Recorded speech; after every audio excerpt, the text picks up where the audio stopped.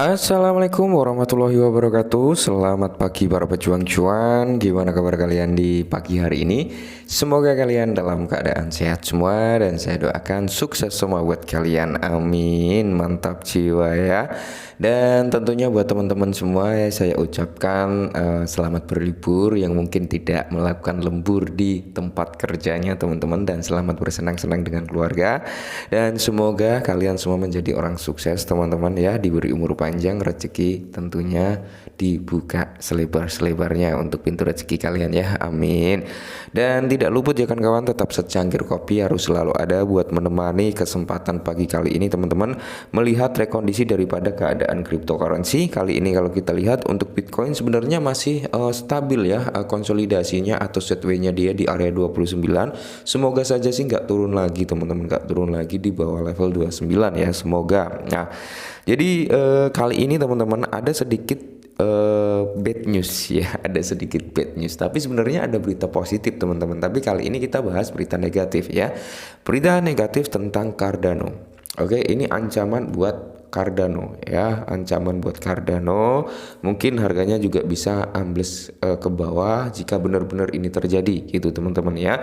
Cuman harapan dari kita semua teman-teman ya, semoga saja sih ya, karena di sini memang dengan adanya bad news tersebut sebenarnya ada good news. Good newsnya akan kita bahas di next video ya. Kita bahas bad newsnya aja ya, biar apa, biar sinkron lah. Ketika ada kabar bagus pasti ada kabar buruknya. Oke, kalau kita lihat untuk price action harga daripada Cardano sendiri teman-teman ya,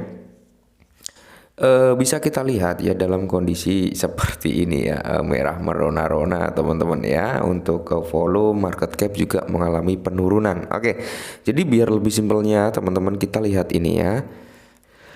Nah, jadi dikutip dari YouTube ya teman-teman, bahwasanya Coinbase Max the list Cardano ada dan token lainnya kata SEO ya.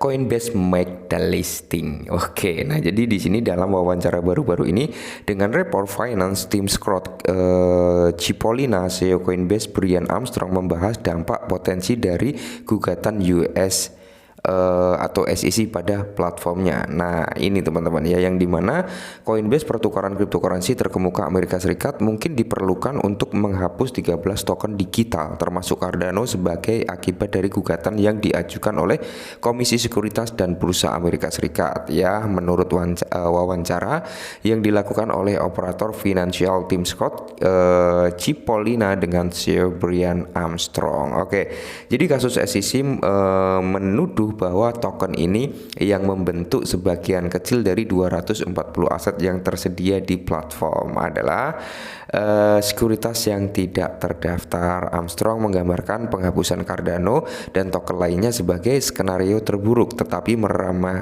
meremehkan dampak potensial dari angka tersebut yang menunjukkan bahwa penghapusan mereka tidak akan menimbulkan kerugian pendapatan yang substansial atau menghadirkan krisis eksistensi bagi perusahaan. Ya tentunya nggak akan berdampak pada perusahaan Coinbase ya kan, tapi teman-teman ya, ini akan berdampak pada Cardano dan 13 aset cryptocurrency lainnya. Jika memang benar-benar Cardano dan 13 aset cryptocurrency lainnya benar-benar di delisting dari Coinbase teman-teman ya. Inilah yang apa ya, yang harus dikejar oleh apa ya, bisa dikatakan kayak regulator lah, atau regulasi yang ada di Amerika Serikat harus dikejar teman-teman ya, harus dikejar supaya lekas ketok palu dan ada aturan undang-undang yang jelas tentang kripto. Jadi nggak semena-mena bisa nuntut si A, nuntut si B, nuntut si C ya, jadi ada prosedurnya gitu. Nah, selain dari ini kalau kita lihat dari TA-nya teman-teman ya.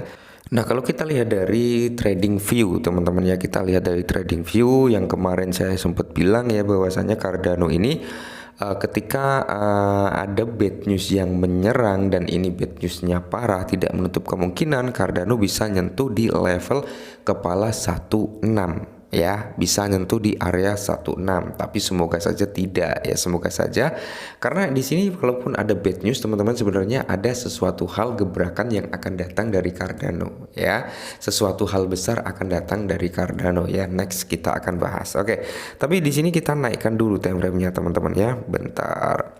kita naikkan dulu time frame-nya biar lebih enak. Ingat, kita naik ke weekly ya, ke mingguan gitu teman-teman. Jadi per candle-nya terjadi setiap 1 minggu sekali akan terbentuk candle. Nah, jadi di sini seperti yang saya bilang kemarin ya, bahwasanya ketika memang Cardano ini nggak mampu naik lebih tinggi dan ternyata ada serangan bad news ya, tidak menutup kemungkinan Cardano bisa menyentuh di level sini teman-teman ya, yang saya garis, yang ada marking dan ada garis hijaunya ini, mungkin di area 17 sampai 16. Nah, parahnya lagi ketika area ini mampu kejebol, teman-teman, mampu kejebol loh ya. Tidak menutup kemungkinan teman-teman ini adalah area pertahanan daripada Cardano berikutnya, karena di sini ada area resisten plus di sini ada area supply juga, yang dimana ini adalah area 0,09 ya. Nah, jadi di sini bisa apa ya, sebagian orang yang mengharapkan Cardano turun ya kan, karena di sini saya yakin teman-teman ya, sebagian orang berharap Cardano ini turun dulu ya, syukur-syukur tambah zero ya kan, pasti ada yang berpikir seperti itu teman-teman. Nah, ini bisa jadi momentum yang bagus buat mereka yang ingin dapat harga lebih murah lagi gitu teman-teman ya.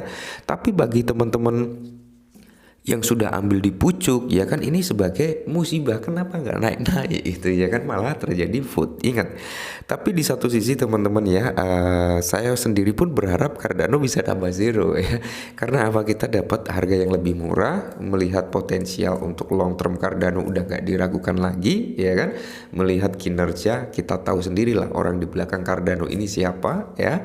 Kalau untuk jangka panjang saya sih nggak takut gitu untuk di Cardano. Oke, selain itu teman-teman kita lihat ini.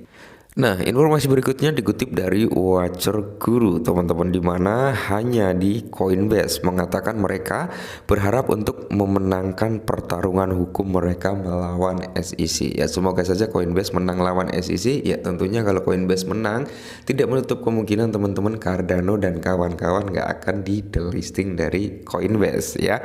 Karena gini, menurut Armstrong ya, memang ini nggak akan berdampak ketika si Armstrong ini ya, atau Coinbase ini ngedelisting 13 aset cryptocurrency termasuk Cardano ya. Ini nggak akan berdampak apa-apa terhadap pendapatan atau finansial perusahaan, tapi ini akan berdampak buruk ya terhadap apa, Cardano dan 13 aset kripto lainnya. Kenapa? Karena di sini secara simpelnya orang-orang yang memiliki Cardano di Coinbase, tentunya mereka sebelum ada terjadinya delisting ya kan, itu mereka cenderung menjual. Ya, mereka cenderung menjual atau mereka memindahkan. Kalau dipindahkan itu lebih bagus ya, karena di sini pasti nggak akan ada efek penurunan harga. Tapi kalau dijual teman-teman ya, kepemilikan Cardano yang ada di Coinbase, user-user Coinbase yang memiliki Cardano menjual Cardano dijadikan stable coin, yaitu akan berdampak terhadap Cardano teman-teman. Tetap harganya pasti akan anjlok ya. Jadi sebenarnya saya juga menunggu momentum Cardano tambah zero. Bukan berarti saya nggak suka Cardano naik. Kalau naik pun saya seneng teman-teman. Tapi kalau turun, memang di sini saya sudah menyiapkan dana bebasnya untuk Cardano ya, walaupun nggak banyak gitu. Tapi kalau dia tambah zero, otomatis ini yang akan menjadi peluang teman-teman seperti itu. Mengingat apa? All time high yang dicapai oleh Cardano udah lumayan wah ya, all time high-nya. Nah, apalagi kalau masuk masa bulan Cardano bisa new ATH, wah udah mantap jiwa. Oke, mungkin ini sedikit informasi tentang Cardano. Semoga membantu. Salam.